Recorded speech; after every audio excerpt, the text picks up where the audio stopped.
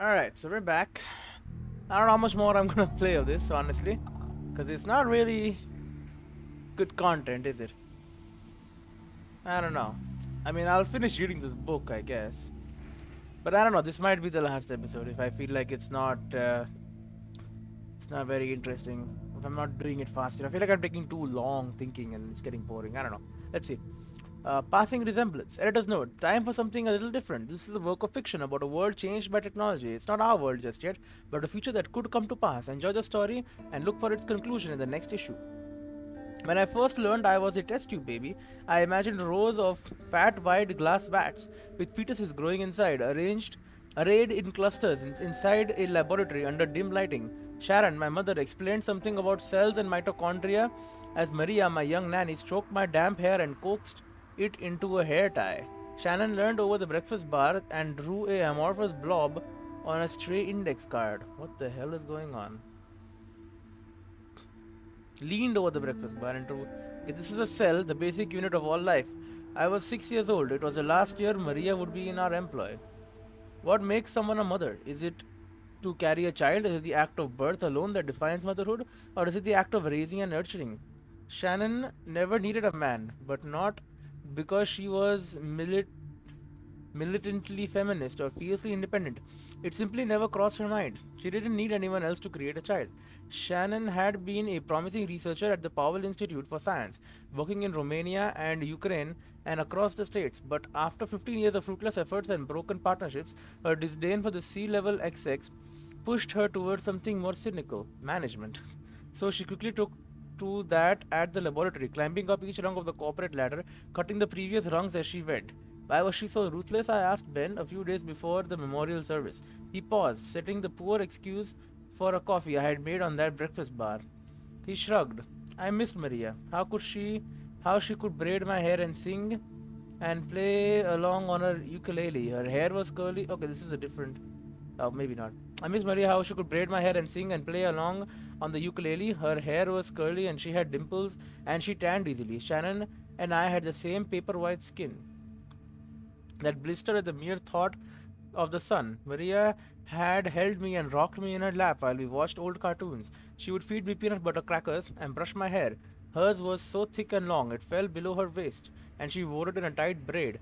Was she a mermaid? I asked her at least once. She just smiled and laughed. Where is Maria going? Maria is starting her own family. A bitterness flashed through me. Then the mist of confusion came over my eyes. Starting her own family? Maria met a nice young man and is getting married. Where's your young man? Shannon grinned at me, placed her hands on my shoulders. It's time to start her education. Great. Not long after Maria left, Shannon brought home a bright purple all in one computer. It was a gift, she said, from the Powell Institute's Artificial Intelligence Division.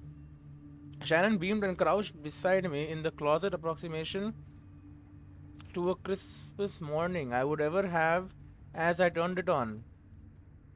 Okay, a computer chimed and a swooping wave trembled and twirled across its reflective screen. Hello, a voice from the device said. My name is Jody. What's yours? I stared at it, watching our twin reflections in the screen. Thanks, I said. Hello, Mink, said Jody. There are still some issues, but the AI group is always patching it. Thanks. He recognized thanks as Minx. Good. It's very promising. I think you'll really enjoy having a virtual friend. Over the next 3 years, I never corrected Jody and she continued to call me Minx. Shannon always wanted to do what was best for me, for herself. So I was carried by another woman, Rosaline. I first heard her name when eavesdropping on Shannon and Ben. I was infatuated. I traced her name in the air with a flourished cursive letter, R. I imagined her face, though I knew it was nothing like mine, nothing like Shannon's. Rosaline, I imagined she was a princess with long auburn hair and green eyes. I imagined she was a runaway with ruddy cheeks and tattoos. She was a poet, she was an astronaut, she was a surgeon, she was a dancer, she was a creator, she was a mother. Jody, what does the name Rosaline mean? Rosaline was a minor character in William Shakespeare's Romeo and Juliet. It is a variant of the name Rosalind, meaning soft horse. As usual, Jody tempered my exuberant imaginations. Jody did not turn out to be the premier in-home educational assistant that the institute had hoped it would be. At the age of 9, Shannon introduced me to Priya and Ben, who would become my professional tutors for all subjects relating to science, technology, engineering, and math.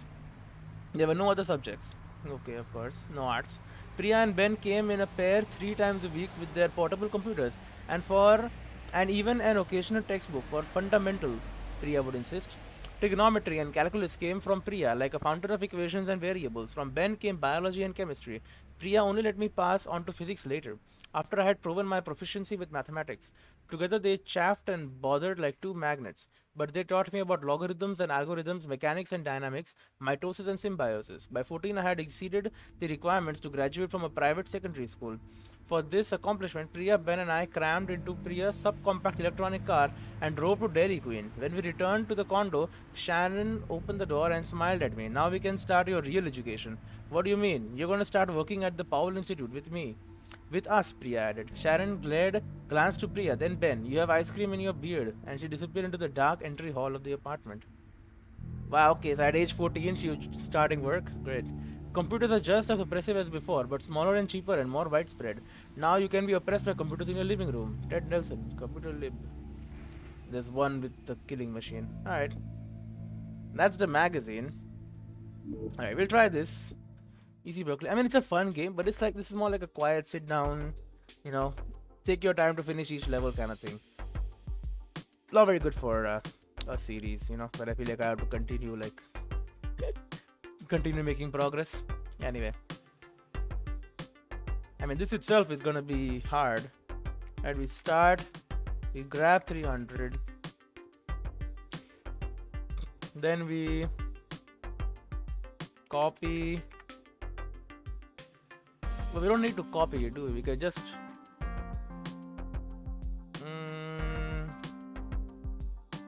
we can put a mask and do it, right? So let's have a look at the mask one again. What was the code for it?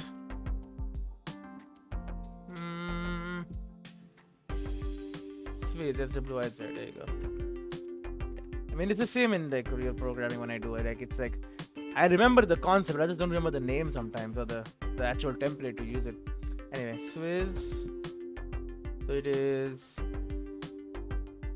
first, second, okay. So we want to Swiss whatever value is in the file with 1 as the mask, so we get only this 3 and plonk it in X. Okay, so we got 3. Now how do I check what it is? So the thing is, this is nothing. So 1, 2, 3, right? 1, 2, 3. Oh, sorry. 1, 2. I should say, yeah. So this 800 is compulsory, right? Then we have 1, 2, 3, 4, 5, 6. So it's just a multiple of 3. A multiple of 2, sorry, based on whatever number we get. That's how many steps we need to take. I can just take 300 with me, honestly. You don't need to have 300 just, you know, be there. You know what, sure, we Swiss FX1. Then we mark movement. Then we link 800. That should create an entry.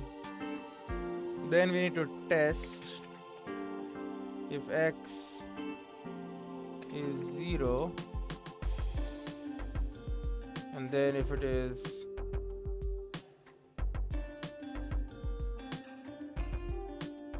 false, jump to movement. Right, X is 0. Then in movement we have to take, we have to sub X by 1, put it in X, and then here we can test for -1. So basically we want, because we want 1 extra to start with. Okay, so we'll have 1 extra here. Then now it should go to wherever it has to go. Okay, and then here it can just halt for now. Once it reaches a point, let's see, does it work? We pick it up. Numeric value required. Shit, okay, we can't sub. We can't use a Swiss. Swizzle the value of the first operand using the value of second operand as a swizzle mask and store the result in third operand. Swizzle instruction can be used to rearrange or extract digits or numbers in a number is shown. Dude, I'm going to have to test, but it doesn't have a name. How do I get the 3 then?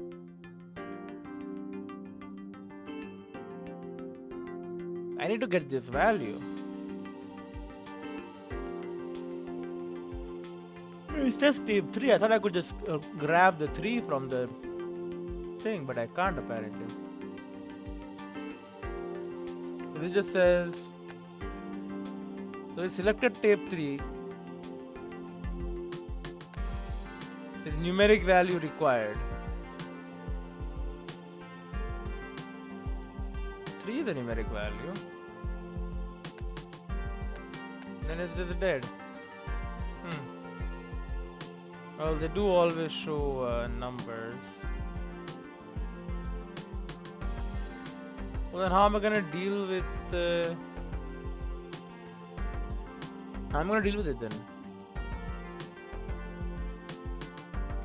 So there's no other way to deal with. Grab a piece of it, right? The registers. Then there's copy, addy, swizzle is what I'm using. Then mark, jump, true and false jump, the test, replicate, halt, kill, link, host. Copy the name of the current host into the register. Oh, I don't know if we could do that. Mode, void, test, mrd, make, grab file, seek.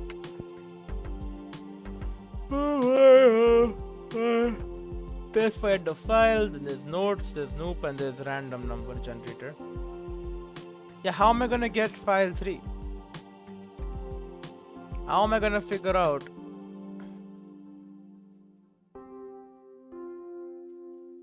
Otherwise, it's trash. I'm going to have to say, is it equal to file 1?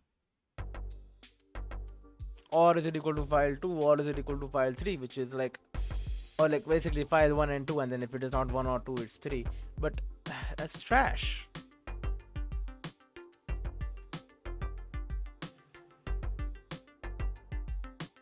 I should just those are great. I should really just be able to. This is what I don't like, you know.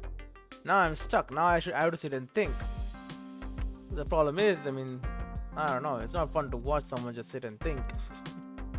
That's not how it works. Because I usually get stuck not because of I don't understand the question.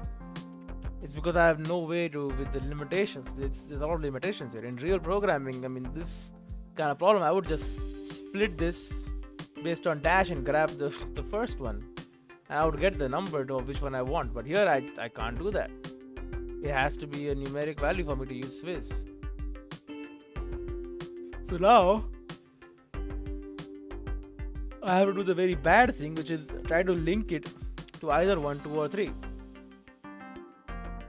Because do all contain this? They might not actually. That would mean checking every single one though. That seems like a bad idea. It's gonna take a long ass time. I don't want it to take a very long time, you know. I want to do it quickly. The goal is we just want all the values in the new while.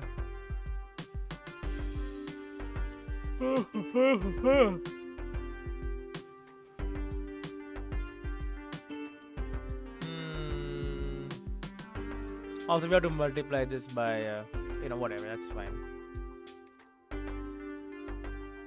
You could have just done 2 links, that would have done it. But I need the value first.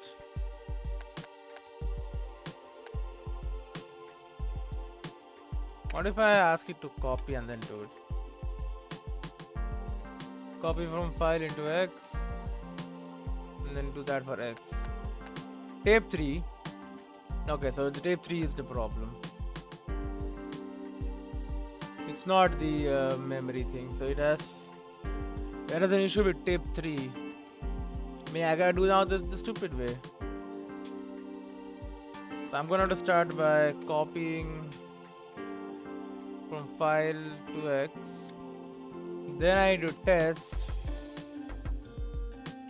if X is equal to file right tape. I can't even do this, can I? Tape 3. Yeah, I can't do this. Okay, you know what?